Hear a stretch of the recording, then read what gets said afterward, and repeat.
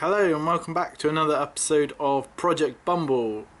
Right, so today the first thing we're going to do is I'm going to check the fitment of the actual subframe. I've checked the fitment with the jig and it seems fine, but one of my subscribers, Paul Gray, he has had some issues with the Magnum repair panels and the bolt holes being in the wrong place. So he got me a bit worried, so I'm going to give that a double check. But before we go any further, I got a couple of shout outs. I bought some parts off of Josh Smith. So if we come around here, we've got a box here. So he sent me a couple of stickers, which is pretty cool. I've got a few things like a slave cylinder, and that's a handbrake cable and a nice alley rocker cover that hopefully should polish up nicely. So yeah, there's a couple of bits there. More to add to the pile. And if we come over here, I've already opened this, but Paul P sent me a nice letter and sent me one of his new t-shirts, which is pretty awesome.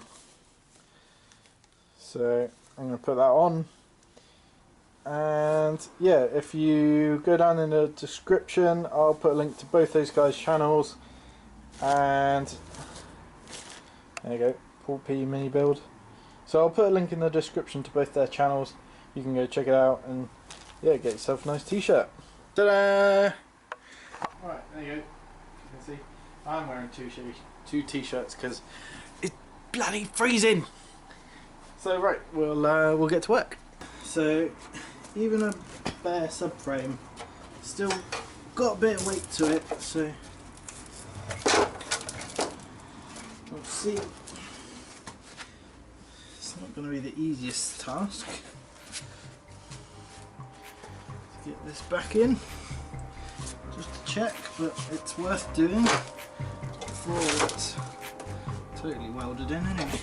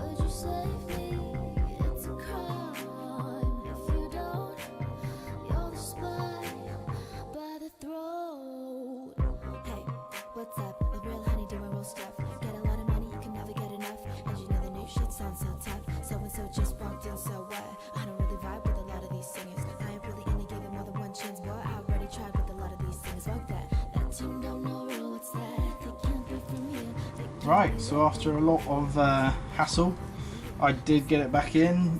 It seems to line up pretty good on this side. There is a little bit of movement on these rubber mounts, so even if it's not quite in line this way, as long as the distance between these two is correct, which it seems to be, it should all bolt up. So yeah, while that's in, I'm going to come around this side and I'm going to add a little strengthening plate from heel board to inner sill. So the original looks like this. It's got a big thick strengthener with this hump here just to add a bit more rigidity. The replacement panel obviously doesn't come with that, which is great. So I'm just going to add a nice nice gusset in between those two. Probably cut a triangle out of that, out of a bit of cut off, and yeah, add a little gusset. One more shout out. Thanks to Mini Tom's suggestion, got myself a face mask for grinding. This will save my eyes a bit more, hopefully. Stop me from getting some more stuff in my eyes and having to go to A&E and all that lovely stuff. So, highly recommend these. They're super cheap. Just have a look on eBay or Amazon or wherever. Right, not the prettiest thing in the world, but there's a little bit of a strengthener going on there. So that's in. I'm not going to bother cleaning it up, it's going to be hidden. I will redo stuff in the future. So yeah, now I know I've just gone to all the trouble of putting the subframe in, but now I need to get back out and finish welding that all up, now that I know it's definitely in the right place. So yeah, let's pull the subframe out again.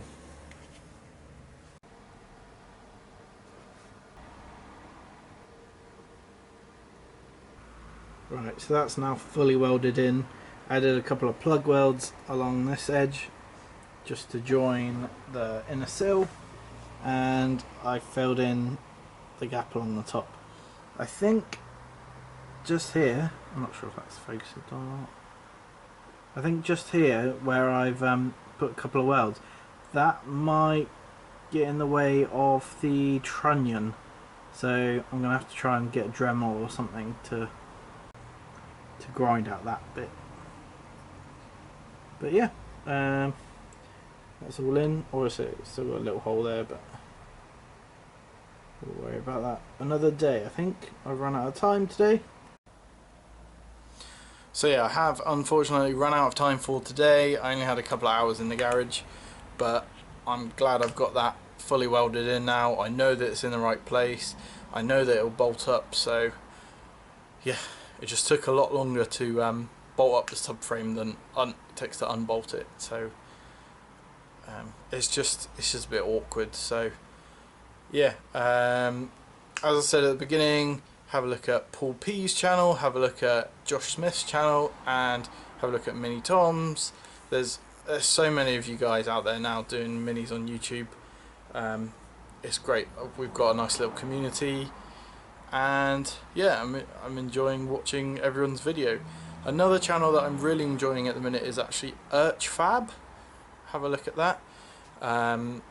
This guy is a fabricator who's building roll cages and stuff on a daily basis. His project at the minute is called the Mongrel, and it's an MX-5 chassis and engine and floor, and that's been welded into an old 100E.